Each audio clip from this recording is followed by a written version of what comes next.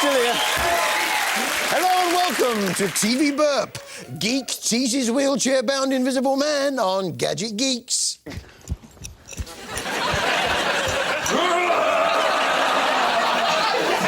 Pants make a break for it on the hotel.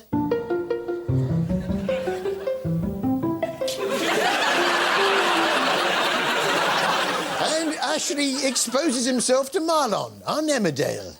I'm not sure what you want me to say. Nothing. I want you to listen. Jodie Marsh, bodybuilder now, on up-and-coming channel D-Max. Where glamourpuss Jodie decides to turn herself into pure muscle. Of course, to be a successful bodybuilder, you've got to be the right colour, a sort of golden brown. How many coats of this do you have on? I normally put one coat on in the morning, then when I get to the show, I put another coat on top. That's all very well, but you won't feel the benefit of them when you go out. Jodie embarked on a packed programme of exercises, guided by her trainer, Tim. I was surprised to see Susan Boyle at the gym, sneaking a look at Jodie as she trained. Let's go. 2. 3. After 416 gruelling hours in the gym, and having put the upset of last week behind. It's not all about the training, though, no. Diet is important for bodybuilding, too. You have to avoid anything sugary, and you'd be surprised what foods contain a lot of sugar. All sugary foods create fat, so everything from mustard to chocolate is banned. Mustard, yeah, very sugary. In fact, sometimes I have one for pudding instead of a yoghurt. Yeah.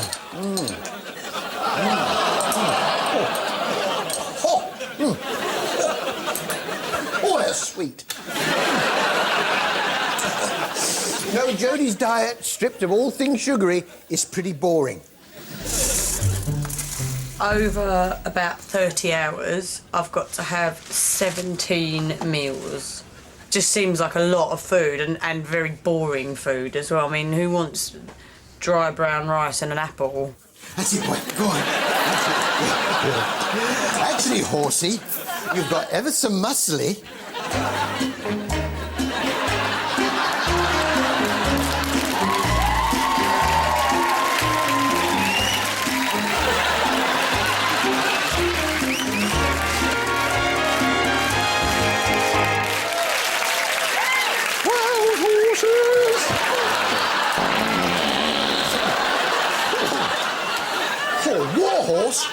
War horse, I'm all right. Yeah.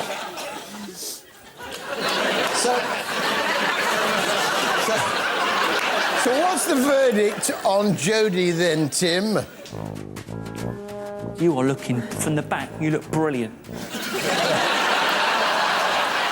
Brilliant from the back, love. The good news is Jodie managed to take 5th place in the bodybuilding contest, and naturally all around her were thrilled. Words don't describe how proud I am of what I've achieved in 8 weeks. Honestly, don't describe. Well done, Jodie. Come here, well done, darling. Well done. Yeah, nice one.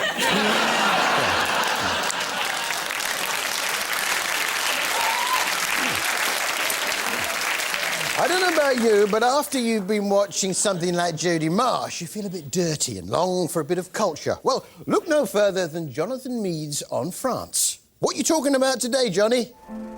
Colonial France had an exceptional quasi-Jesuit faith in the potency of environmental conditioning, in the efficacy of nurture, in the force of example, in the acquisition of traits through imitation, in a sort of cultural osmosis. You done what? Faith is, of course, a euphemism for gullibility. It positions itself beyond proof. Faith causes the existence of God and miracles and the predictive conjugation of magpies. Say again. There is no more reason to submit to a preposterous solicitation because it is born of faith, that is, of a reason, than if it is born of astigmatism or greed or inebriation. What are you going on about? Mind you, I did enjoy his version of that old Police song.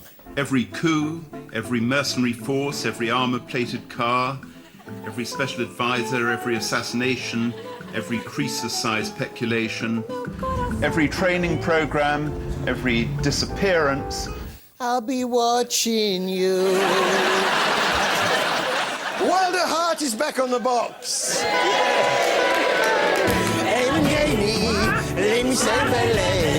Kingsway,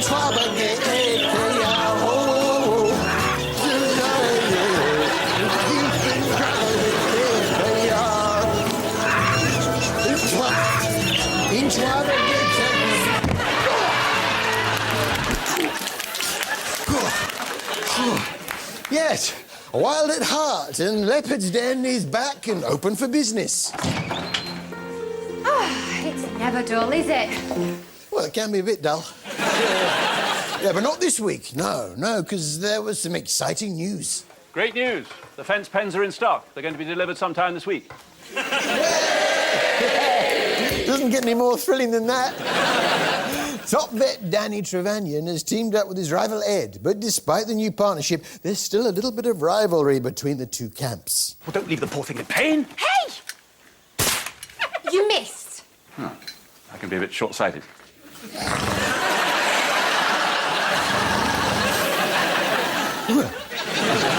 it wouldn't be Wild at Heart without the animals. Yeah, I think it's all OK here, Rosie. But we best get back. See if Ed needs a hand. Hey, what's that? Looks like a white-tailed mongoose stuck fast in the jackal-proofing.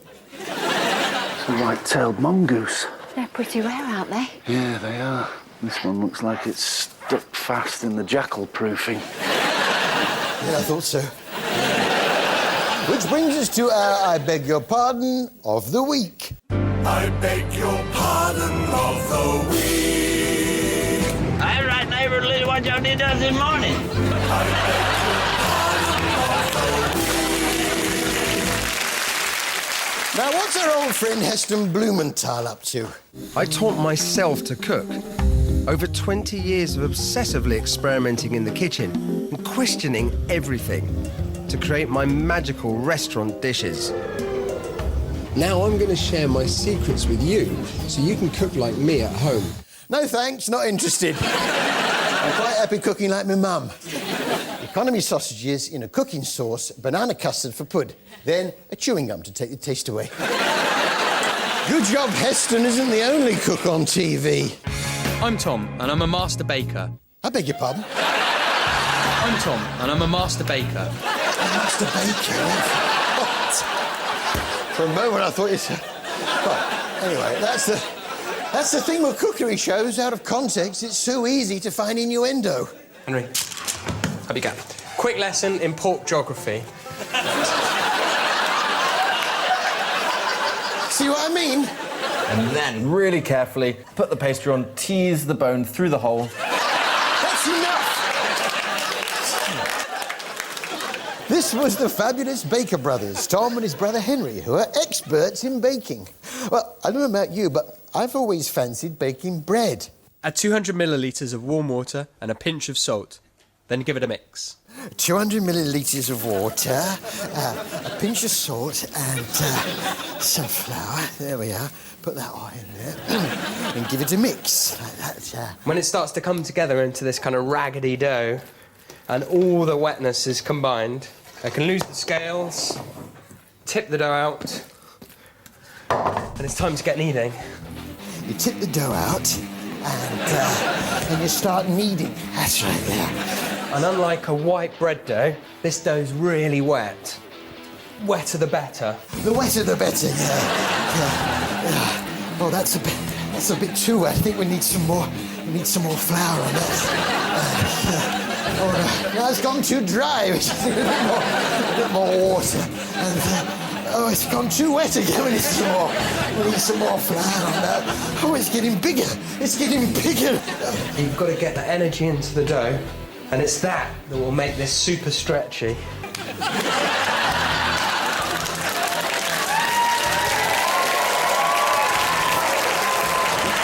And if you can make your dough this stretchy, you're going to be good.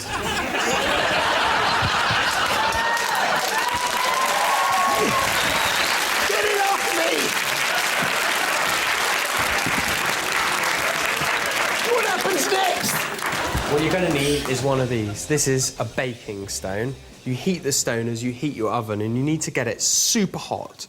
And then as you tip the loaf directly onto the baking stone, you get oven spring, and that's where the loaf jumps up from the base of the oven. Throw it down, and it should jump up. Right.